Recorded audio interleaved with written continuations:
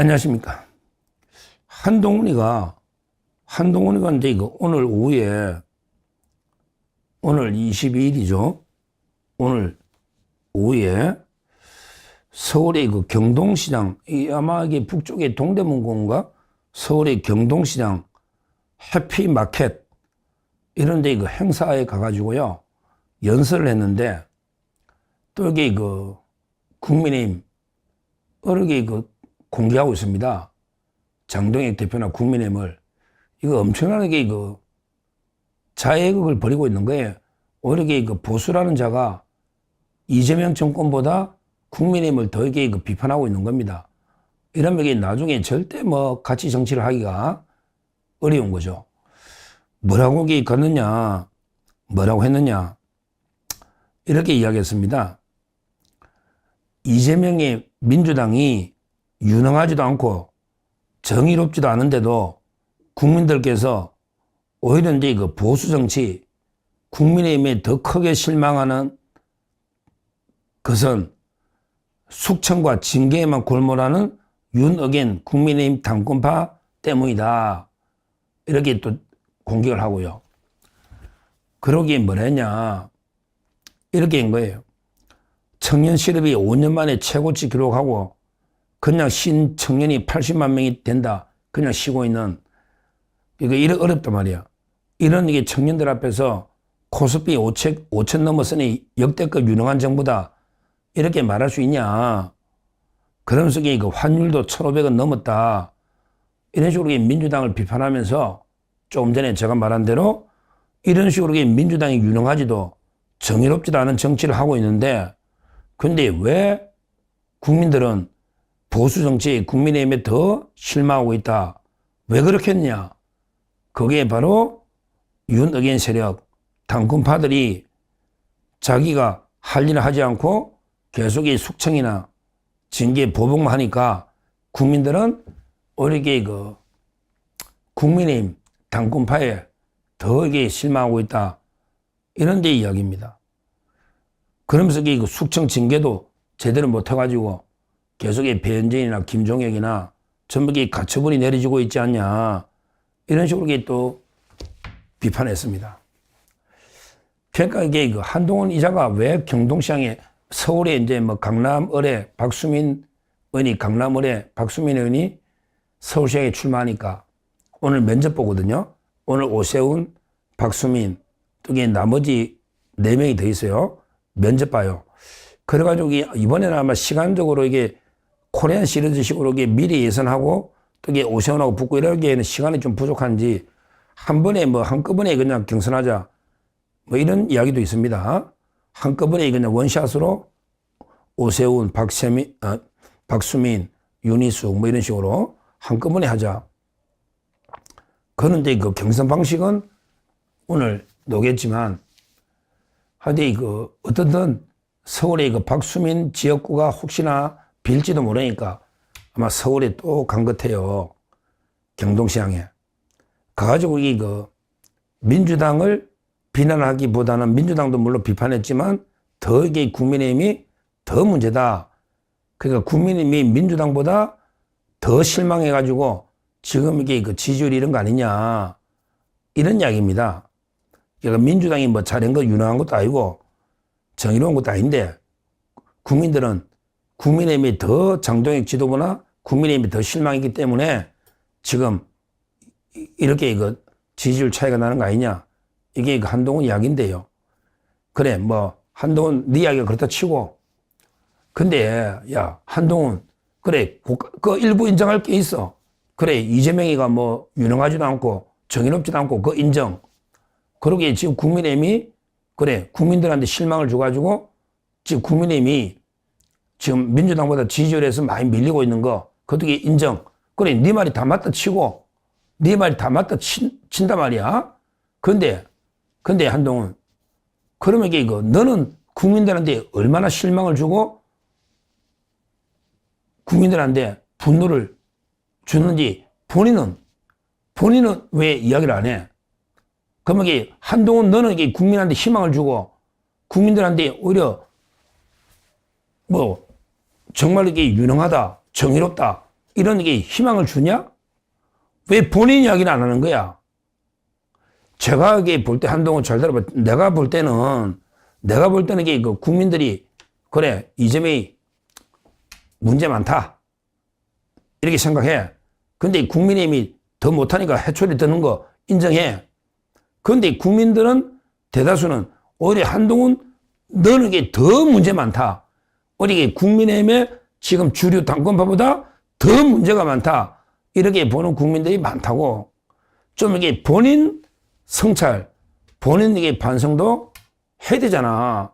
지금 이게 이재명 정권 이야기하고 지금 국민의힘의 당권파나 국민의힘 이야기하면 뭐하냐. 본인 이야기를 해야 되잖아. 본인 이야기는. 본인은 이게 과연 국민들한테 유능하다, 정의롭다, 희망을 준 이런 게 정치를 했냐고. 계속 재판회가 가처분만 이기면 그럼 이게 유능하고 정의롭냐?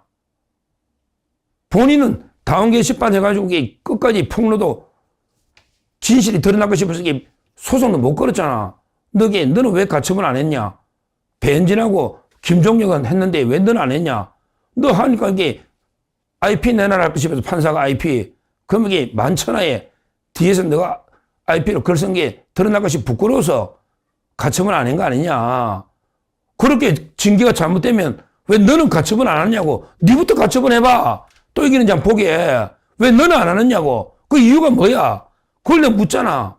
본인이 부끄러워서 안 하는 거 아니야? 아니냐고. 결국요. 지금 이게 우리 국민들, 특히 우리 자유우파 보수 국민들이, 그래, 우리 보수파, 자유우파 국민들이 이재명이한테 실망도 없죠. 뭐 이재명이는 기대는 안 하니까 우리 우파 입장에서는. 우리 우파 입장에서 그래, 이재명이한테 뭐 당연히 분노하고 있는 건 맞죠. 그러고 이제 국민의힘도 제대로 못하니까 우리 우파가 해초리 때리고 국민의힘한테도 분노하고 있는 건 맞아요. 맞아요. 그러면 가장 분노하고 가장 국민이 정말 이게 실망하고 가장 분노한 거는 한동훈과 한동계 너것들이 가장 이게 지금 비판받고 있다고. 여론을 똑바로 보라고. 지금 이게 남의 이야기 할 거 아니야. 어디서 남말하듯이 자기는 정치 안 할 것처럼 남말하듯이 뭐 이재명이가 뭐 유능하지도 않고요. 정의롭지도 않은데요. 근데 뭐 국민의힘에 더합니다. 국민의힘의 장동혁이나 국민의힘의 지도부는 오히려 이게 진짜 무능하고 더 해가지고 이게 징계나 하고 숙청이나 하고 이러고 있으니 그래서 이게 국민들이 국민의힘을 더 욕하는 거 아닙니까? 여기까지 딱 이야기하는 거예요. 자기 이야기를 안 하잖아요. 자기 이야기를. 참 이게 그게 저는 문제라 봅니다. 물론 이제 저는 그렇게 생각해요. 국민의힘도 정말 반성할 게 많고 잘못한 게 많아요. 제대로 이렇게 싸우지 못하고 국민의힘이 야당으로 제 역할을 못하고 있는 거 정말 이게 뼈저리게 반성해야 됩니다. 이재명이가 온갖 이게 나라를 이렇게 완전히 개딸 전체주의 독재 국가로 해가지고요. 완전히 뭐 사법 시스템도 파괴하고요. 그 다음에 완전히 일당 독재로 지 맘대로 이렇게 법을 통과시키고 이런 식으로 나라를 무너뜨리고 있는데 외교 안보 포함해서 거기에 제대로 견제 못하고 야당으로 제 역할을 못하고 있는 국민의힘 정말 이게 뼈저리게 저는 반성해야 된다. 이렇게 저도 봅니다. 그러나 이게 한동훈이나 한동계는 거기서 이게 끝내면 안 되죠. 거기서 이게 끝내면 안 된다고. 그럼 이게 한동훈이가 당대표 할 때는 국민의힘이 엄청난 지지를 받았습니까? 엄청난 지지를 받아가 그래 탄핵당하고 쫓겨나고 제명까지 당합니까? 그렇잖아요. 마치 이게 자기 잘못이나 자기에 대해서는 한마디도 안 하고 남을 비판하는 거는 선수인데, 근데 본인에 대해서 한동훈이가 저는 자기가 뭐 잘못했다고 진심으로 반성하는 걸 본 적이 없어요.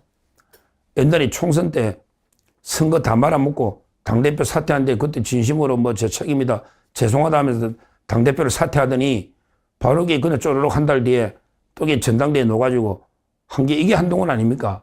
그러게 진심으로 반성하는 태도가 아니거든요. 결론적으로 이게 국민들은요, 이재명한테 실망, 그래. 국민의힘한테 더 실망. 그 다음에 한동훈한테 가장 실망. 이게 국민의 여론입니다.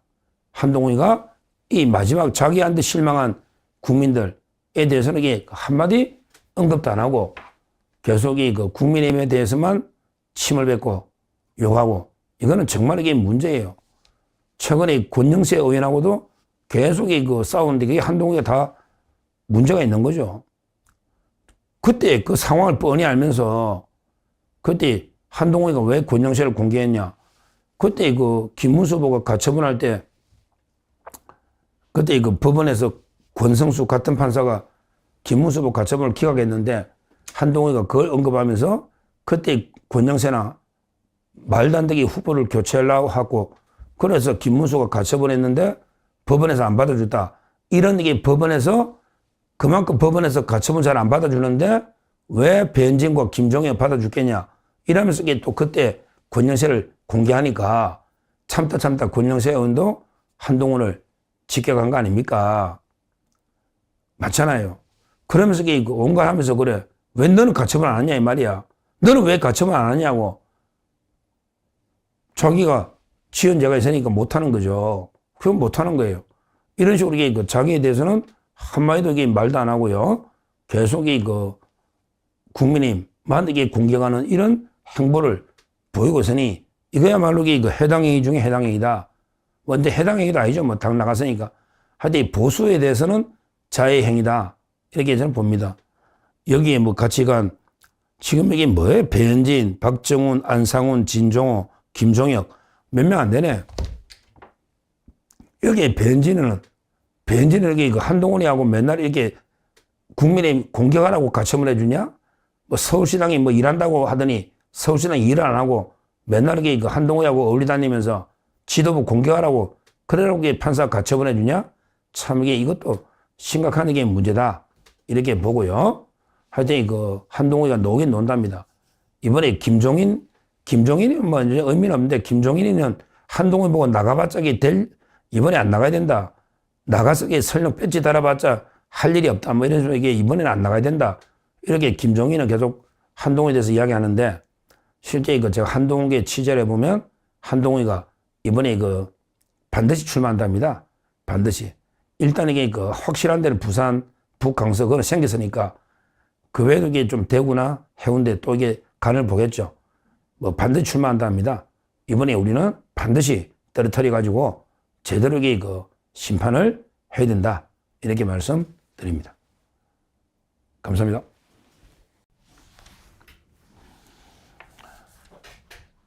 안녕하십니까.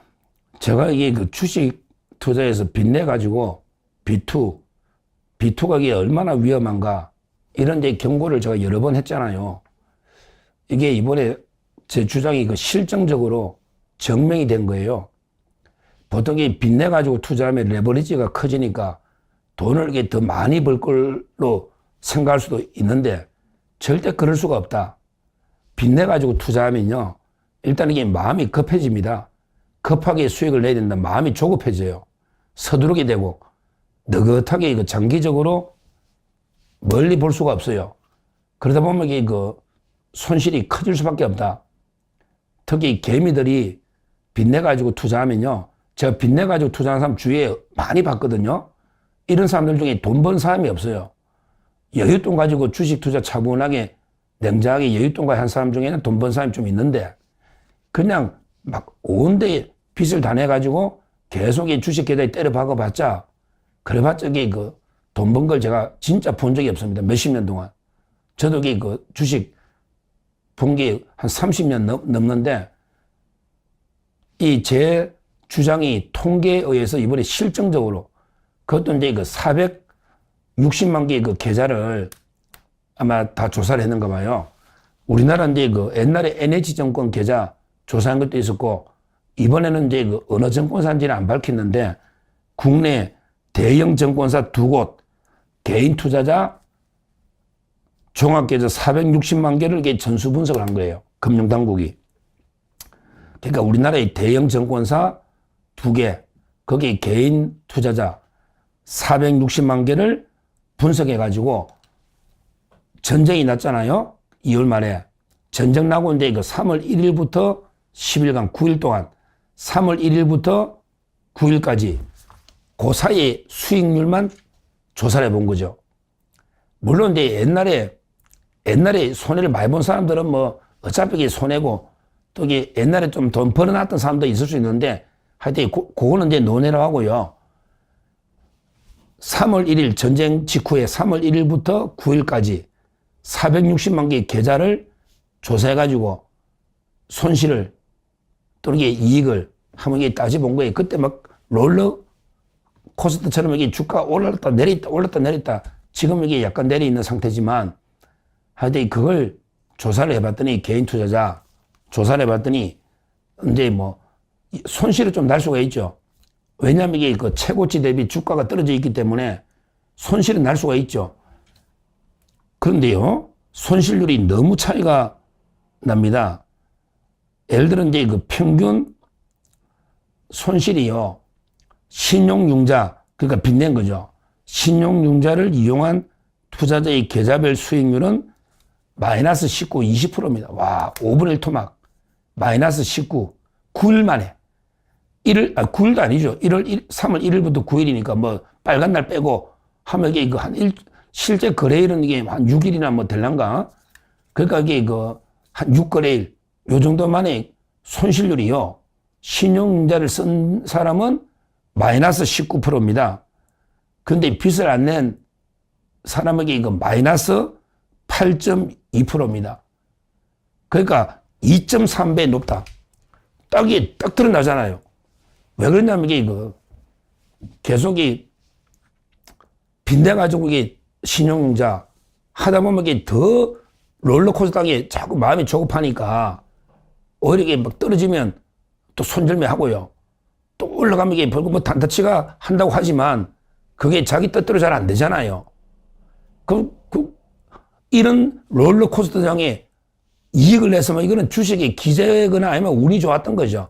제가 보기에 천운이 진짜 운이 좋은 사람은 뭐 잘 이게 파도를 잘 타가지고 내리면 또 샀다가 올라가면 또 이게 팔고 이렇게 단타 치가지고 수익을 냈다면 이거는 뭐 주식이 기재거나 아니면 운이 좋았다 봐야지. 운이 좋았다. 근데 대부분 이런 경우에 그냥 빚이 없으면 그냥 보유하고 들고 있을 수가 있거든. 기다리고. 그러니까 마이너스 8.2. 그것도 이게 한 10% 손실 본 것도 크죠. 왜냐하면 이게 벌려면 20% 벌이 되거든요. 10% 손실 본 걸 복귀하려면 이게 한 15% 이상 벌어야겠다고 원금이 됩니다. 기준이 틀리잖아. 떨어질 때 기준하고 올라갈 때 기준이. 근데 빚이 있는 사람은 심리가 더 불안하니까 오히려 이게 빚 있는 사람들이 막 단타 치면 오히려 벌어야 되는데 근데 그게 아니고 마이너스 19.0%. 그래서 이게 2.3배 높은 손실이다.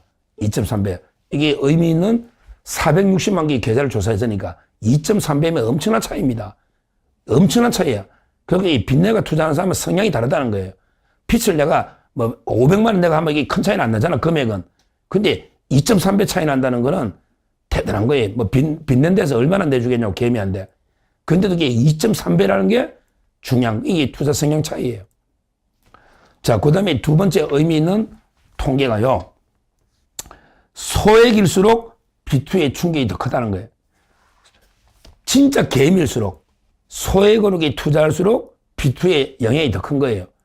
왜냐하면 이게 내가 한 50억, 100억 굴리는 사람들은 조금 이게 빚내도 여유가 또 있어요. 에이, 내가 한 50억 굴리니까 뭐 내가 한 10억 빚내가 하는데 비투 뭐 10억 그래도 이게 좀 여유가 있잖아. 근데 내가 주식 500만 원 하는데 내 마이너스 통장 털어가 300만 원 빚내가 내가 500만 원 투자하는 이런 게 진짜 개미들이 많이 있거든요. 요즘 이게 주식 투자자가 1,500만 되다 보니까 뭐 이게 제가 뭐 블로그나 여러 글을 뭐 게시판에 네이버나 들어가서 이게 주식 계좌마다 이게 글을 많이 보는데 엄청나게 뭐 글도 잘 쓰고 긴 글 써놨는 사람 한참 읽어봤더니 블로그에 그래서 이게 내가 뭐 5주 샀다, 한 주 샀다 이렇게 돼. 야, 5주, 한 주 사는 놈이 이렇게까지 열심히 연구했나 기업을. 보통 사막이 보통 뭐 몇만 주씩 사는 것도 아니고. 그러니까 이게 소액 개미들이 엄청나게 늘어났어요. 세뱃돈 가지고 나 주식 뭐 삼성 한 주 샀다는 사람도 있고 한 주. 그러니까 금액이 근데 문제는 소액 투자자일수록 비투의 충격이 더 컸다. 결국에 1,000만 원 미만 소액 계좌일 때 비투는 마이너스 20.7까지 20%대까지 마이너스 20.7까지 갔다. 근데 소액일 때 비투 안 하면 마이너스 7.5, 2.8배 차이 나는 거야. 그러니까 아까 비투 하고 안 하고 2.3배 차이 난다 했잖아요. 자, 2.3배. 근데 1,000만 원 미만일 때는 비투 하고 안 하고가 2.8배까지 차이가 훨씬 더 벌어지잖아. 이거는 이게 명확하죠? 개미일수록 비투하면 안 된다는 거예요. 이게 딱 460만 개 계좌 놓잖아. 근데 어떻게 해? 이재명 정권은 계속 빚내가 투자해라. 그게 금융위원회 권대영인가 부위원장이 빚내서 레버리지 빚내 투자해라. 이렇게 빚권해가지고 주식 투자 권한 놈이 이재명 정권이고, 이재명이도 그러잖아. 부동산 팔아 투자해라. 그 다음에 마이너스 통장 빚내가 투자해라. 이래가지고 이게 은행 지금 빚이 얼마나 늘었냐고. 근데 그런 비투가 이런 게 롤러코스터 특히 위기장애, 하락장애는 엄청난 이게 손실이 되는 거예요. 물론 이게 상승장애 운 좋으면 조금 더 물 수도 있지만 주식이라는 게 대부분 하락하고 한 번씩 탁 상승하는데 그러게 또 상승 사이클을 잘 타가 먹는 것도 쉬운 게 아니에요. 근데 리스크가 상승이든 하락이든 비투하면 리스크가 훨씬 커지기 때문에 하락장에 있는 손실이 훨씬 더 큰 겁니다. 훨씬 더 큰 거예요. 그래서 이게 그 비투가 위험하다. 이 말입니다. 자, 요게 두 번째. 그러니까 비투가 아닌가 하고 2.3배 차이 난다. 첫째. 두 번째. 1,000만 원 미만일 때는 2.8배. 금액이 적을수록 비투가 위험하다. 금액이 적을수록. 요게 두 번째. 자, 세 번째 진짜 중요한 통계. 요걸 세 번째 진짜 중요한 통계는요. 20대 젊은 투자자일수록 비투하고 비투하는 게 차이가 늘어져 가지고 3.2배까지 차이 난다. 와, 20대는요. 좀 겁이 없지. 대출 받아서 마이너스 통장에 비투하잖아. 비투행가하고 하는 게 3.2배 차이 난다. 그만큼 이게 젊은 사람들이 더 조급한 거야. 내가 젊은 또래 직업도 없고 내가 주식을 한몫 잡아야 되겠다. 이게 더 심각한 거예요. 어르신들보다 3.2배 비투행가하고 하는 게 차이 난다. 뭐 다 손실은 손실인데 차이가 크다. 그러니까 결국에 비투가 평균 이게 2.3배 차이가 나게 손실이 컸는데 9일 동안 비투가 2.3배. 근데 그 1,000만 원 미만일 때는 2.8배. 소액 투자할수록 조급하니까 더 이게 그 차이가 벌어졌다. 근데 젊은 청년들이 더 이게 마음이 급한 거예요. 조급하고. 그러니까 3.2배까지 벌어졌다. 이 세 가지 통계는 우리가 주식에서 비투가 얼마나 위험한 걸 생생하게 보여주는 460만 개의 계좌를 다 조사한 거잖아요. 평균적으로 비투해가지고요. 요 일주일 사이죠. 3월 1일부터 9일이면 거래일로 보면 일주일이에요.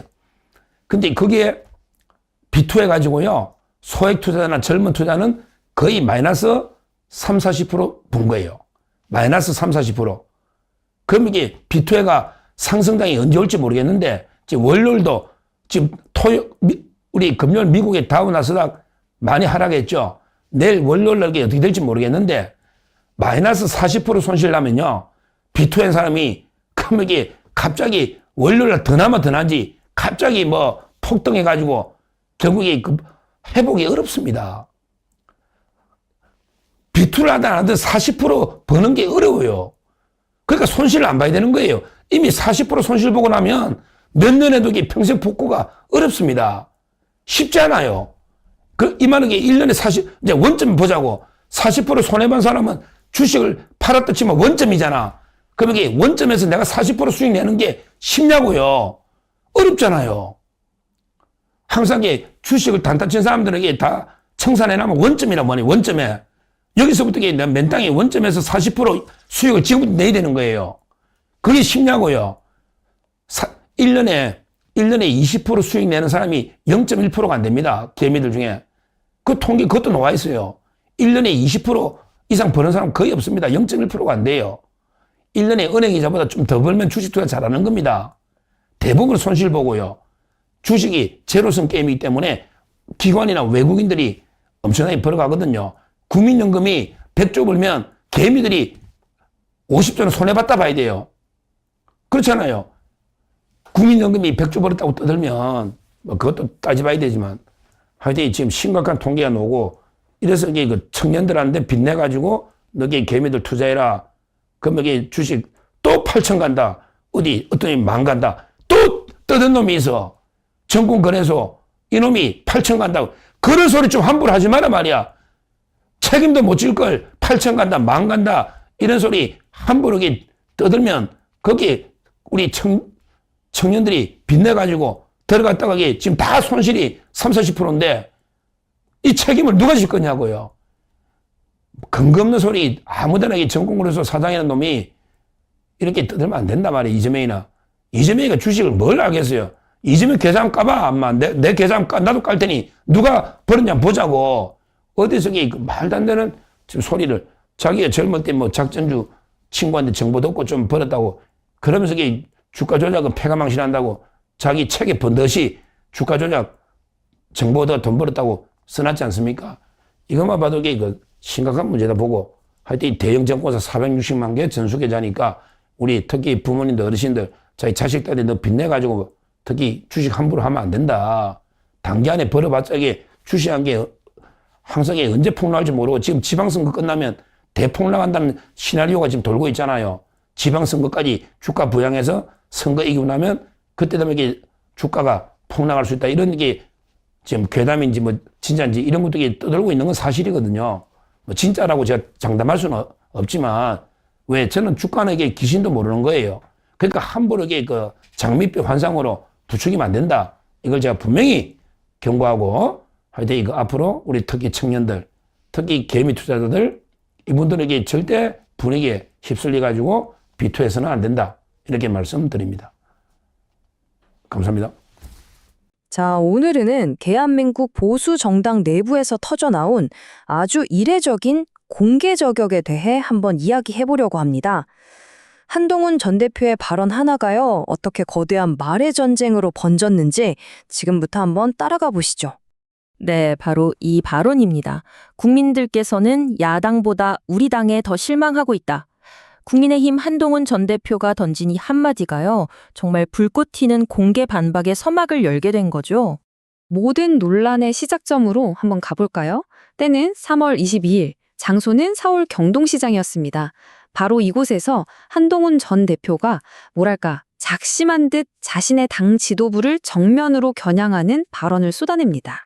그러니까 한 전 대표의 진단은 이런 거였어요. 야당이 뭐 딱히 잘하는 것도 정의로운 것도 아니다. 그런데 국민들은 우리 당, 그러니까 여당에 더 크게 실망하고 있다. 왜냐? 지도부가 청년 실업 같은 진짜 중요한 문제는 외면하고 내부에서 누가 잘났네 못났네 하면서 숙청이나 징계 뭐 이런 권력 다툼에만 몰두하고 있다는 거죠. 그런데 말이죠. 이 연설을 들은 서정욱 정치평론가의 생각은 완전히 달랐습니다. 그는 이 비판의 화살을 전혀 예상치 못한 곳으로 아주 그냥 확 돌려버려요. 자, 이 표를 보시면 논쟁의 핵심이 한눈에 들어오죠. 한동훈 전 대표가 문제는 당 지도부다라고 지목을 하니까 서정욱 평론가는 아니, 문제는 바로 당신 한동훈이다라고 비판의 방향을 180도 틀어버린 겁니다. 정말 흥미로운 지점이죠. 서평론가의 반격은 아주 날카로운 질문으로 시작됩니다. 다른 사람 얘기는 그만하고 왜 본인 얘기는 안 합니까? 당신은 국민에게 희망을 줬습니까? 라고 묻는 거죠. 그러니까 모두가 잘못했다면 왜 당신만은 그 책임에서 쏙 빠져 있냐? 바로 이겁니다. 자, 여기서부터 이 논평이 정말 날카로워집니다. 서평론가가 한 전 대표를 향해서 위선이라는 아주 강력한 단어를 꺼내들거든요. 아니, 왜 위선이라는 말까지 나왔을까요? 이걸 이해하려면 좀 배경 설명이 필요한데요. 서평론가는 먼저 다른 당원들, 예를 들면 배현진, 김종혁 의원 같은 사람들의 사례를 이야기해요. 이 사람들은 당에서 징계를 받았을 때 가만히 있지 않고 법원에 가처분 신청까지 내면서 공개적으로 또 법적으로 맞서 싸웠다는 겁니다. 자, 다른 사람들은 이렇게까지 싸웠다는 거. 바로 이 사실이 서평론가가 던지는 핵심 질문으로 이어지는 겁니다. 한 전 대표의 행동에 대한 아주 근본적인 의문이죠. 바로 이 질문이에요. 당의 징계 절차가 그렇게 잘못됐다면서 왜 당신은 당신이 받은 징계에 대해 가처분 신청 하나 내지 않았습니까? 이게 바로 위선이라는 주장의 핵심인 거죠. 남들은 다 싸웠는데 왜 당신은 시스템을 비판하면서 정작 아무 행동도 안 했냐는 겁니다. 심지어 서평론가는 여기서 멈추지 않아요. 한 전 대표가 왜 가만히 있었는지 그 이유까지 추측해서 내놓습니다. 한마디로 부끄러워서 숨길 게 있어서 못했다는 거예요. 만약에 법원에 갔다가 IP 주소 같은 거 공개하라는 명령이라도 나오면 당내 논란에 본인이 연루된 게 드러날 바가 두려웠던 거 아니냐 이런 주장인 거죠. 결국 서평론가가 말하고 싶은 핵심은 이거 같아요. 단순히 한동훈이라는 개인의 책임을 묻는 걸 넘어서서 지금 국민들이 느끼는 이 정치적 실망감의 구조 속에서 한 전 대표의 위치가 도대체 어디냐, 이걸 짚고 싶은 거죠. 서평론가는 이 실망감을 일종의 계층 구조로 설명을 하는데요. 자, 1단계. 보수 유권자들은 일단 이재명 대표의 야당에 분노합니다. 그쵸? 그런데 2단계. 거기서 끝나는 게 아니라 제대로 싸우지도 못하는 여당, 국민의힘에는 더 실망을 한다는 거예요. 그리고 마지막 3단계. 그 모든 실망의 가장 꼭대기, 정점에는 바로 한동훈 전 대표와 그의 세력이 있다. 이게 바로 서평론가의 주장인 겁니다. 자, 이제 이 논평의 마지막 부분입니다. 한 전 대표라는 정치인에 대한 최종적인 평가와 앞으로의 행보에 대한 전망으로 마무리가 되는데요. 서평론가가 내린 최종 평가는 아주 강렬합니다. 자기 파괴적이라는 건데요. 왜냐하면 다른 사람은 신나게 비판하면서 정작 자기 잘못은 절대 인정 안 하고 총선에서 지고 물러났다가 얼마 안 돼서 바로 정치에 복귀하는 모습에서 진정성도 안 보이고 심지어 권영세 의원 같은 당 동료들과 공개적으로 싸우기까지 하니까요. 이런 행동들이 결국 보수 진영 전체를 스스로 무너뜨리고 있다는 아주 신랄한 비판인 거죠. 그렇다면 앞으로의 행보는 어떨까요? 서평론가의 주장에 따르면 이런 비판이 쏟아지고 정치 원로들도 말리는데도 불구하고 한 전 대표는 여전히 부산 지역구 출마 같은 정치적 복귀를 계속 준비하고 있는 것 같다고 합니다. 정말 생각해 볼 문제인 것 같아요. 한 정치인이 자기 당을 향해 던지는 비판이 모든 뉴스의 중심이 될 때 과연 이 상황에서 진짜 이득을 보는 사람은 누구일까요? 이번 논평을 쭉 따라와 보면서 바로 이 질문이 우리에게 남는 것 같습니다.